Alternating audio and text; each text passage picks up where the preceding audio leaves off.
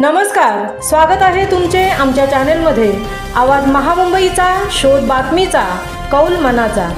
चला तर मग आमचे चॅनल शेअर करा, लाईक करा आणि सबस्क्राईब करा। धन्यवाद। द्रोणागिरी नोड रस्त्यावर टू व्हीलर गाडीने घेतला पेट। द्रोणागिरी नोड येथील रस्त्यावर टू व्हीलर स्कूटी गाडीने पेट घेतल्याची घटना शुक्रवार दिनांक 30 रोजी सकाळी 10:30च्या सुमारास घडली आहे। गाडी पूर्णपणे जळाली असून या घटनेची माहिती उरण पोलिसांना मिळताच त्यांनी घटनास्थळी धाव घेऊन पंचनामे करून वाहन चालकाचा शोध सुरू केला आहे।